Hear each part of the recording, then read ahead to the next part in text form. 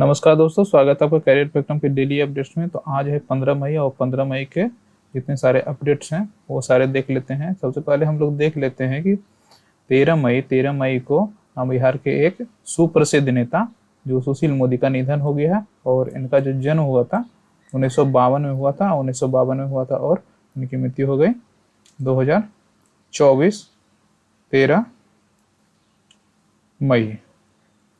तो ये काफ़ी एक्टिव व्यक्ति थे और काफ़ी ठीक ठाक व्यक्ति थे राजनीतिक रूप में, लेकिन इनका अंत हो गया। तो आगे आइए देखते हैं हम लोग कुछ इम्पोर्टेंट डेट्स पे जो कि मई में मनाए जाने वाले हैं। तो 1 मई को जो मनाया जाता है वो अंतर्राष्ट्रीय श्रम दिवस या मजदूर दिवस भी हम लोग कहते हैं, गुजरात दिवस और महाराष्ट्र दिवस 1 मई को मनाया जाता है। 2 मई को विश्व अस्थमा दिवस और हास्य दिवस और टूना दिवस तीनों मनाए जाते हैं। और एग्जाम के दृष्टिकोण से ये सारे काफ़ी इम्पोर्टेंट हैं। और 3 मई को प्रेस स्वतंत्रता दिवस मनाया जाता है, प्रेस फ्रीडम डे। 4 मई को कोयला खदान दिवस, अंतर्राष्ट्रीय फाइटर दिवस। 5 मई को बुद्ध जयंती और 7 मई को एथलेटिक्स दिवस। 8 मई को विश्व थैलेसेमिया दिवस और विश्व रेड क्रॉस दिवस। 9 मई को रविन्द्रनाथ टैगोर जयंती। 11 मई को राष्ट्रीय प्रौद्योगिकी दिवस और 12 मई को अंतर्राष्ट्रीय नर्स दिवस मनाया जाता है। तो आगे हम लोग देख लेते हैं पहला क्वेश्चन जो है, नए शामिल किए गए हर्मिस 900 ड्रोन की तैनाती की योजना क्या है और इसे कहाँ तैनात किया गया? तो इसे तैनात किया गया है पंजाब के भटिंडा बेस पे। और इसके तैनाती के मेन मकसद यही है कि जो अभी ड्रोन की एक्टिविटी ज़्यादा बढ़ रही है, जैसे कि कोई अगर फाइटर प्लेन अगर भेजा जाए तो उसमें कोई न कोई ह्यूमन संचालन करने वाला रहता है, लेकिन ड्रोन में कोई एक्टिविटी ऐसी होती है कि आप कंट्रोल रूम में बैठ के आप उसको मॉनिटर कर सकते हैं, देख सकते हैं, लेकिन कोई मानव की हानि अगर कोई तरह का अटैक भी हुआ तो नहीं होती है।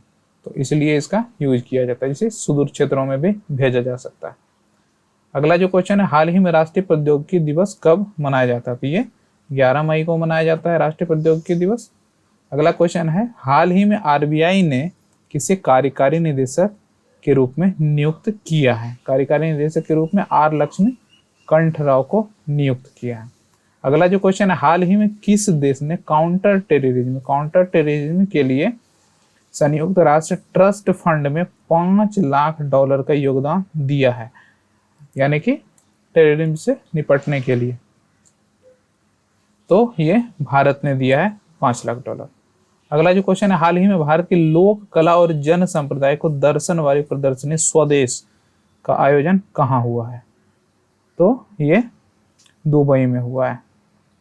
अगला जो क्वेश्चन है, हाल ही में सोनाई रुपाई की स्थिति पर चर्चा हो रही है, किस राज्य में है? असम में है सोनाई रुपाई। और ये क्या है? वर्ल्ड सेंचुरी है, एक अभ्यारण्य है। हाल ही में संगीत सिवन का निधन हुआ, वे कौन थे? तो वो एक फिल्म निर्माता थे। अगला जो क्वेश्चन है, हवा से CO2, देखिए अभी तक ऐसा कोई संयंत्र नहीं लगा था जिसमें कि प्रदूषण मुक्ति की बात कर रहे थे और कार्बन एमिशन को कम किया जा रहा था, लेकिन एक आइसलैंड में एक संयंत्र लगा है जो कि हवा में CO2 की मात्रा बढ़ गई है उसको फिल्टर करके वो निकालता है। तो CO2 निकालने का विश्व का सबसे बड़ा संयंत्र हाल ही में आइसलैंड में लगा है। अगला जो क्वेश्चन है, कौशल विकास और उद्यमिता मंत्रालय ने ड्रोन दीदी योजना के लिए किस कंपनी के साथ समझौता पर हस्ताक्षर किया है? तो महिंद्रा लिमिटेड के साथ किया है। तो इसके कुछ पॉइंट्स हम लोग देख लेते हैं। तो इसके पॉइंट्स ये हैं कि महिंद्रा लिमिटेड ने ड्रोन दीदी योजना के 2 पायलट परियोजनाओं के संचालन के लिए कौशल विकास और उद्यमिता मंत्रालय के साथ एक समझौता किया है। इस समझौता ज्ञापन के तहत M&M हैदराबाद और नोएडा में स्थित राष्ट्रीय कौशल शिक्षण संस्थान में 2 पायलट परियोजनाओं का संचालन करेंगे। तो इससे फायदा क्या है? तो पढ़ते देखिए, इसमें 20 महिलाओं का एक बैच बनाया जाएगा और टोटल 500 महिलाओं को दिया जाएगा कौशल ट्रेनिंग प्रदान किया जाएगा।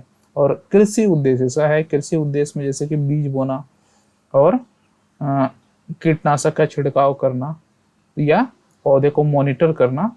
तो इसके लिए 15,000 महिलाओं को प्रशिक्षित करने की योजना है, लेकिन अभी 500 महिलाओं को दिया जा रहा है 2 पायलट प्रोजेक्ट के थ्रू, और एक हैदराबाद में आयोजित किया जाएगा और एक नोएडा में, उत्तर प्रदेश के नोएडा में। ड्रोन फसल की वृद्धि, फसल की मॉनिटर करते हैं, वृद्धि की निगरानी करते हैं और बीज बोने में और कीटनाशक के छिड़काव करने में। यह योजना प्रौद्योगिकी क्षेत्रों में कौशल प्रदान करके महिलाओं के लिए आजीविका के नए अवसर प्रदान करने में सक्षम होगी। तो नए अवसर कैसे प्रदान करेगी कि कहीं भी छिड़काव करना होगा तो एक टेक्नीशियन की जरूरत पड़ेगी, जो कि महिलाओं को प्रशिक्षण दिया जा रहा है और वो एक टेक्नीशियन के रूप में कार्य कर सकेंगे। हाल ही में तनावपूर्ण संबंधों के बीच किस देश के विदेश मंत्री जमीर मूसा भारत में आए?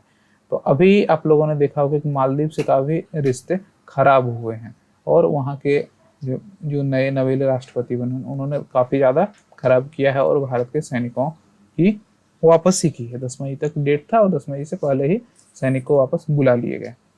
तो वहाँ के विदेश मंत्री, मालदीव के विदेश मंत्री जमीर मूसा भारत आए और कुछ कुछ मुद्दों पे चर्चा हुई है।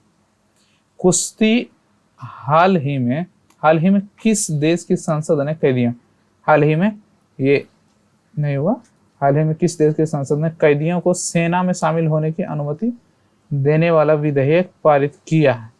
जो कैदी है उनको सेना में शामिल किया जाएगा। तो ये यूक्रेन में क्यों शामिल किया जा रहा है? क्योंकि वहाँ मेन फोर्स की कमी, मेन पावर की कमी हो रही है, काफी लोग मारे जा चुके हैं और काफी लोग पलायन कर चुके हैं। तो इसलिए जो कैदी जेल में बंद है उनको सेना में शामिल किया जाएगा।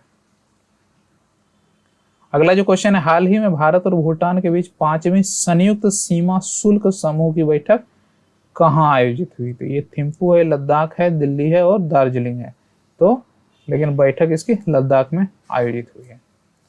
चीन ने 18 महीने बाद, देखिए 2022 के बाद से चीन ने अपना कोई राजदूत भारत में नियुक्त नहीं किया था क्योंकि रिश्ते काफी तनावपूर्ण हो चुके थे। तो अभी जो है जू फिहोंग को चीन ने भारत में अपना राजदूत नियुक्त करके भेजा है।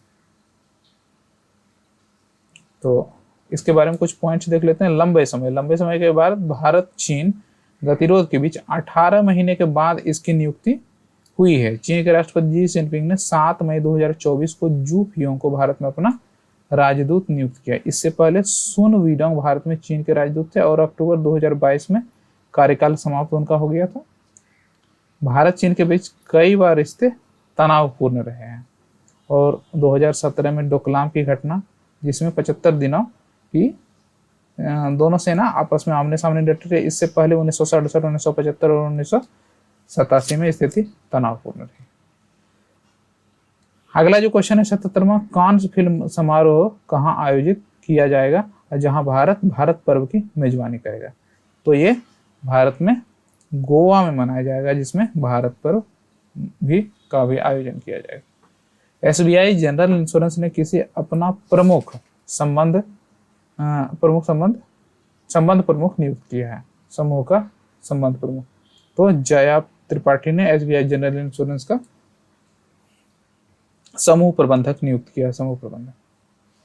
तो पिछले दिनों जो भी क्वेश्चन करंट अफेयर्स को दिए गए तो उसको एक बार रिपीट कर दिया जा रहा है, तो पॉइंट वाइज देख लेते हैं।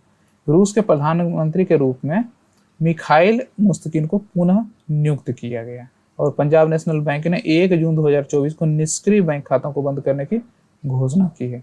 दिलीप संघानी इफ्को के नए अध्यक्ष के रूप में नियुक्त हुए हैं। राष्ट्रपति द्रौपदी मुर्मू ने दिव्यांग एक्टिविस्ट केएस राजन्ना को पद्मश्री से अलंकृत किया है।